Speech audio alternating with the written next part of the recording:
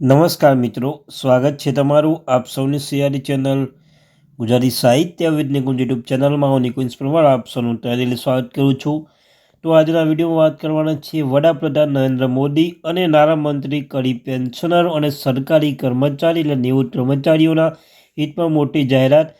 તો મિત્રો, જો પેન્શનર છો, નિવૃત્ત કર્મચારી છો તો તમારા માટે આ વિડીયો ઉપયોગી બનશે। વિડીયો શરૂ કરતા પહેલાં ચેનલ પર નવા હો ચેનલ સબસ્ક્રાઈબ કરી લેજો। સાથે સાથે વોટ્સઅપ ચેનલ ટેલિગ્રામ ગ્રુપ બંને બનાવ્યું છે, લિંક ડિસ્ક્રિપ્શનમાં મૂકું છું, અવશ્ય જોઈન થઈ જાય। તમને ચેનલ પર સરકારી કર્મચારી, નિવૃત્ત કર્મચારી, પેન્શન ધારક બાબતે હરેક અપડેટ મળતી રહેશે। તો આપણે આ ચેનલ ગુજરાતી સાહિત્ય વિદ નિકુંજ ચેનલને સબસ્ક્રાઈબ કરવાનું ભૂલશો નહીં। તો ચાલો યુટ્યુબ ફેમિલી મેમ્બરો, વિડીયો શરૂઆત કરું છું। તો સૌપ્રથમ મિત્રો, વડાપ્રધાન નરેન્દ્ર મોદીએ નાણામંત્રી કડી પેન્શનરો, સરકારી નિવૃત્ત કર્મચારીઓની મોટી જાહેરાત। તો મિત્રો, શું ચર્ચા કરીશું કે 2026માં 8મું પગારપત્ર લાગુ કરવામાં આવશે। સોરી મિત્રો, મોદી સરકાર નાણામંત્રી નજીકના ભવિષ્યમાં કેન્દ્રીય કર્મચારીઓ માટે આઠમા પગારપત્રની મોટી ભેટ મેળવી તે આવી અપેક્ષા છે। કર્મચારીઓના વારંવાર ફરિયાદ કરે છે કે મોંઘવારી ઝડપથી વધી રહી છે, તેમની જરૂરિયાત પૂરી થતી નથી। આઠમા પગારપત્ર 2026માં લાગુ કરવામાં આવશે। સરકારે ટૂંક સમયમાં આઠમા કેન્દ્રીય પગારપત્ર લઈને સકારાત્મક સમાચાર શેર કરવા જરૂરી છે। સરકાર અને કેન્દ્રીય પગારપત્ર કેન્દ્રીય કર્મચારીઓના પગાર ધોરણમાં સુધારો કર્યો છે, જેમાં ફરિયાદો ધ્યાનમાં રાખીને ઘણી ભલામણો કરવામાં આવી રહી છે। 1947માં સરકારે પ્રથમ પગાર ધોરણપત્રની રચના કરી હતી। આ પછી કર્મચારી રચના કોઈ પણ કમિશનથી ખુશ ન હતા। દરેકની ટીકા થઈ। આ ટીકાઓ ધ્યાનમાં રાખીને આ વખતે કેન્દ્ર સરકારે આઠમા પગારપત્રના મહત્વપૂર્ણ ફેરફારો લાગુ કર્યા છે।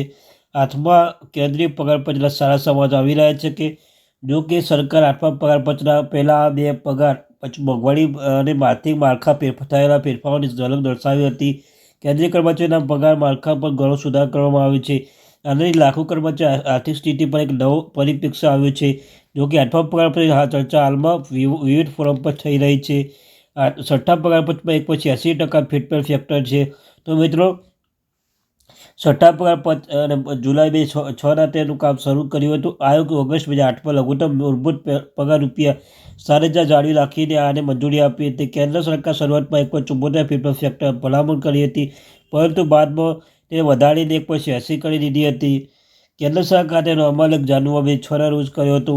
કર્મચારીઓ પર સપ્ટેમ્બર 2008થી ભથ્થા મળવા લાગ્યા અને મોંઘવારી ભથ્થામાં 16થી 22% વધારો થયો છે। સાતમા કેન્દ્રીય પગારપત્રની વિશેષતાઓ। જ્યારે સરકાર સાતમા પગારપત્રની રચના કરી ત્યારે તેમાં કેટલાક મહત્વના મુદ્દાઓ હતા। સરકારે 28 ફેબ્રુઆરી 2014ના રોજ સાતમા પગારપત્રની રચના કરી હતી। સરકારે તેનો અમલ 1 જાન્યુઆરી 2016ના રોજ કર્યો હતો। તો મિત્રો, આ કેસમાં નિર્ણય લઘુત્તમ મૂળભૂત પગાર 18,000 જાળવવાનું હતું, જ્યારે ફેરફાર ફેક્ટર 2.97 હતું। પગાર પંચે મૂળ પગાર 11,000નો વધારો કર્યો। આઠમા પગારપત્ર 2026માં લાગુ કરવામાં આવશે। આઠમું પગારપત્ર 2026માં લાગુ કરવામાં આવશે। કેન્દ્ર સરકાર હજુ સુધી આ અંગે કોઈ સત્તા જાહેર કરી નથી। એવું માનવામાં આવે છે કે કર્મચારી મૂળ પગાર 20થી 35% વધારો થઈ શકે છે, એટલે કે લેવલ 1ના કર્મચારીનો બેઝિક પગાર ₹34,560 હોઈ શકે છે।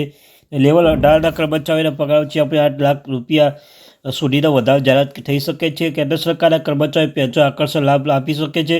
ત્યાં સાથે કેન્દ્ર સરકાર આઠમા પગારપત્રની કર્મચારીઓને અનેક પ્રકારના ભથ્થા વધારો કરી શકે છે। તો આ જ હતી માહિતી।